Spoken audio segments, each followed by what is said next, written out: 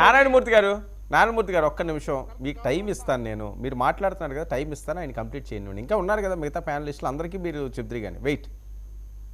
శ్రీనివాస్ గారు, వరం గారు, నేను చేసిన రివ్యూల్లో పురపాలక సంఘం నుంచి ఎన్ని కోట్లు పోయింది, పంచాయతీ నుంచి ఎంత పోయింది, రైతులు ఎంత ఇబ్బందులు పడుతూ ఉన్నారు. మేమైతే మా ఊళ్ళో ఎవరి మీద కక్ష సాధింపు చేయలేదండి. వీళ్ళ నెగటివ్ వరం గారు, రాష్ట్రంలో ఏం జరిగింది అనేది పక్కన పెడితే తాడేపల్లిలో ఏ వైసీపీ కార్యకర్తను కానీ ఏ వైసీపీ పార్టీ మీద మేము ఎలాంటి తప్పులు ఏమీ చేయలేదు, మాకేమీ సంబంధం లేదు. ఇవాళ వాళ్ళు మాట్లాడిందని నేను ఆన్సర్ చేస్తున్నా. ఇవాళ తెలుగుదేశం వాళ్ళు చేశారంటే కత్తులతో పొడిచారు, రాడ్డులతో కారులతో పొడిచారు, డాక్టర్లు చంపారు, ఒక ఎస్సీ యువకుని చంపారు. ఎస్సీల మీద ఇంత ప్రేమ మీకు? ఒక ఎస్సీ యువకుని తీసుకెళ్లి గుండెకి ఇచ్చారు పోలీస్ స్టేషన్ లో. ఒక ఎస్సీ యువకుడిని శిరోమండలం చేసి మూత్ర విసర్జన చేశారు. మీరు ఎస్సీల గురించి మాట్లాడుతున్నారు ఇవాళ డిబేట్ లోకి వచ్చి. ఇంకా మాట్లాడుకోండి మీరు. ఇవాళ ఈ ఆంధ్ర రాష్ట్రానికి అంటించిన వ్యక్తులే మీరు. అదే భాస్కర్ రెడ్డికి సివిల్ సైన్స్ రాష్ట్రం చూస్తా ఉంది, ప్రజలు చూస్తా ఉన్నారు. మీరు సక్రమంగా పరిపాలిస్తే పర్వాలేదు. ఇట్లా ఇదే ధోరణితో నేను డిబేట్ ఏదో మాట్లాడుతాను, జరుగుతూ ఉంటుంది. దాన్ని ఖండించను, దాన్ని ఆపను అంటే దాని త్వరలోనే వచ్చే స్థానిక సంస్థలు ఎన్నికలు పరాకాష్ట. దాంట్లోనే మీకు ఏ విధంగా ఇస్తారు దాని సమాధానం అర్థమవుతుందా మీకు? ఈ ప్రసంగాలు మీరు ఏది ఉపయోగం లేదండి. సహిస్తారు, లేదంటే నారాయణమూర్తి గారు మీరు మాట్లాడుతున్నప్పుడు ఒక్కరన్నా మాట్లాడారా? మీరు ఎన్ని చెప్పారు? ఒక్క నిమిషం వెయిట్ చేయొచ్చు కదండి. నేను సమయం ఇస్తున్నాను కదా. ఏం మాట్లాడాము? ఎవరిని వ్యక్తిగతంగా తిట్టావా? పాలసీ మీద మాట్లాడుతున్నాం. మేము చేయలేదు చెప్తున్నాం, మీరు చేసిన దోపిడీ చెప్తున్నాం. చెప్పండి, కాదని చెప్పండి. మాట్లాడి అర్థం చెప్తాం, డిబేట్ అంటారు. బొలిశెట్టి గారు ఒక్క నిమిషం. వర్మ గారు, ఇప్పుడు ఆయన మన మూర్తి గారు చెప్తూ ఇటువంటి పనులు చేస్తే మాకు 175 వస్తాయి నెక్స్ట్ ట్రిప్ అంటున్నారు. మరి అంటే వాళ్ళు అటువంటి పనులు చేసిన వల్ల పోయిన సీట్లు అన్నది ఆయన అర్థం చేసుకోవాలి. రెండవది ఏంటంటే, ఓవరాల్ గా చట్టానికి వ్యతిరేకంగా చట్టాన్ని అతిక్రమించి ఎవరు కూడా ముందుకెళ్తాం. ఏదైతే కన్సల్ట్ డిపార్ట్మెంట్ లో అవినీతి జరిగిందని మనకి తెలిసిందో, ఆధారాలు ఉన్నాయో, ఆధారాల ప్రకారంగానే వెళ్తారు. అంతేగాని లేకుండా మీరు పరిపాలించినట్టు ఇక్కడ విధానం ఉండదు. ఎందుకంటే చాలా చోట్ల కనపడతా ఉంది. ఇటు పోలవరంలో కనపడుతుంది, అదేవిధంగా ఎక్కడికెక్కడ కొన్ని డిపార్ట్మెంట్స్ లో. మరి పవన్ కళ్యాణ్ గారి డిపార్ట్మెంట్ లో ఆ అమౌంట్ ఎక్కడ డైవర్ట్ అయిందో తెలియట్లేదు, దాని మీద రివ్యూ అవుతా ఉంది 2000 కోట్లు. వీటన్నిటి మీద కూలంకషంగా త్వరగా తెలుసుకున్న తర్వాత చట్ట ప్రకారం ఎక్కడెక్కడ ఏవైతే మరి అవినీతి జరిగిందో, ల్యాప్సెస్ ఉన్నాయో దాని మీద అట్లా 100% ఇది పరిపాలన ఒక భాగం. మీరు ఏ కదపకండి, ఏమి మాట్లాడకండి, మేము చెప్పినట్టు చేయండి అంటే నడవదు. ఇది పరిపాలనలో ప్రక్షాళన చేయాలంటే ఇది ఒక భాగం.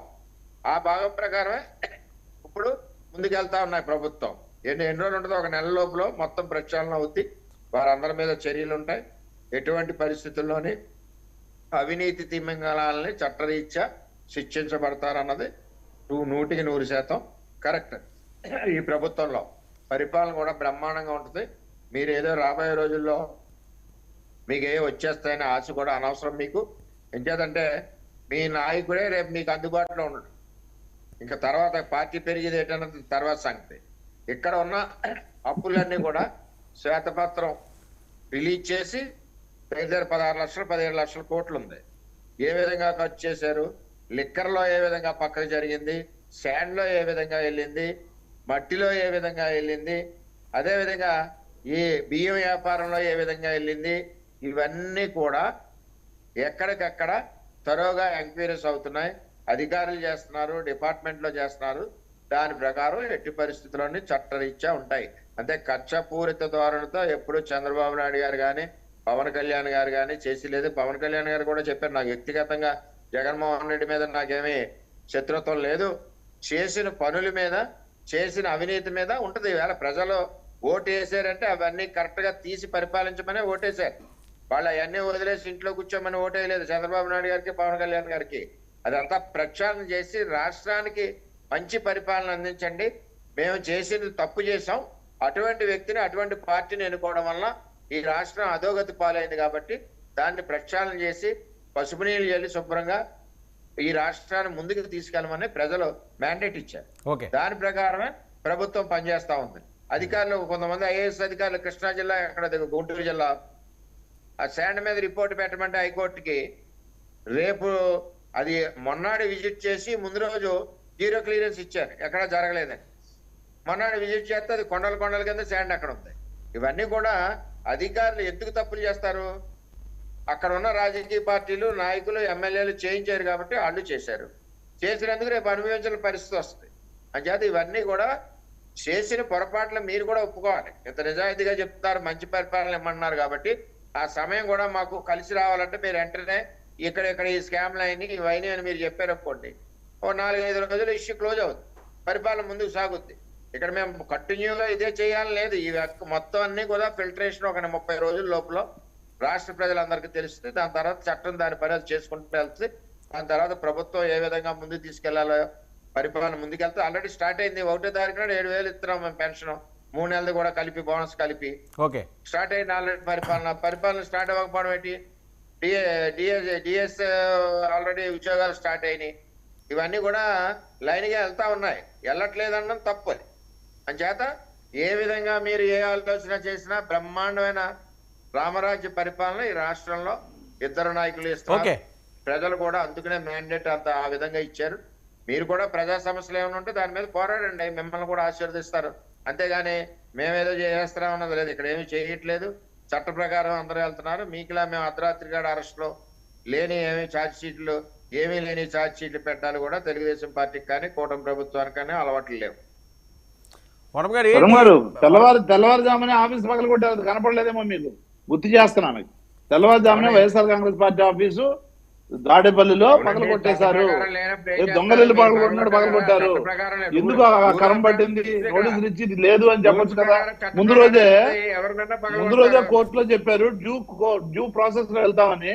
కానీ కోర్టు నుంచి బయటకు వచ్చి అంటే చట్టాన్ని గౌరవించరు, మీరు న్యాయాన్ని గౌరవించరు, దేన్ని గౌరవించరు, ఒక అహంకార పూర్తిగా వెళ్తున్నారు అనేటువంటి సిగ్నల్ ప్రజలకు వెళ్తా ఉంది. దాన్ని ఒకసారి చూసుకోండి అంటున్నా, మీరే చెక్ చేసుకోండి, ఆత్మ పరిశీలన చేసుకోండి. మీరు చేసింది తప్ప రైటా? అదే మిగతా ఆఫీసులు ఉన్నాయి, ఎప్పుడైనా ఏమైనా జరిగిందా? మిగతా కాలంలో లేదే. ఇప్పుడు ఎందుకు జరిగింది? కొత్తగా ఎందుకు చేస్తున్నారు విషయం? అనైతికంగా అన్ని ఆఫీసుల ముందుకెళ్ళి జనసేన కార్మికులు, జనసేన కార్యకర్తలు, తెలుగుదేశం కార్యకర్తలు వెళ్ళి ప్రెస్ మీట్లు పెడతా ఉన్నారు. ఆవిడ భయభ్రాంతులు గురి చేస్తా ఉన్నారు, లోపలికి వెళ్ళి అడవడి చేస్తా ఉన్నారు. అంటే పక్కింటి వాళ్ళు ఎవరైనా మన ఇంటి కాకుండా వేరింటి వాళ్ళకి వెళ్తామండి? వెళ్తాడా ఎవరైనా?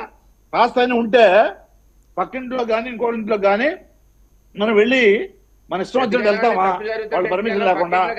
దాని అర్థం ఏంటి అంటే మీ బుద్ధి ఎలా ఉందనేది ఒకసారి గుర్తు చేస్తున్నారు. మీ దృష్టిలో ఉందో లేదో నాకు తెలియదు.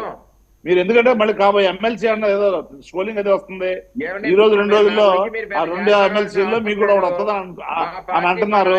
మీరు కూడా బాధ్యతాయుతమైన ఒక ఎమ్మెల్సీ కాబోతున్నారు. కాబట్టి నేను మీకు చెప్పేది ఏంటంటే ఒక బాధ్యత వ్యవహరించండి, బాధ్యతని విమర్శించకండి, అహంకారాన్ని పెంచుకోకండి, దాడులు దిక్కండి.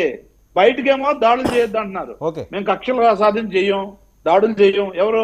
చంద్రబాబు నాయుడు గారు కానివ్వండి, పవన్ కళ్యాణ్ గారు కానివ్వండి, మేము దాడులు చెయ్యం, దాడులు చేయొద్దు, కక్ష సాధింపులు ఉండవు మా దగ్గర, మేము పాలన చేస్తా ఉంటాం. కానీ చూస్తా ఉంటే దానికి పూర్తి విరుద్ధంగా ప్రజలు ఏమనుకుంటారంటే వీళ్ళు మాట చెప్తారు, మాట చేస్తారు, పని చేస్తారు అనేటువంటి భావన వెళ్ళింది ఆల్రెడీ.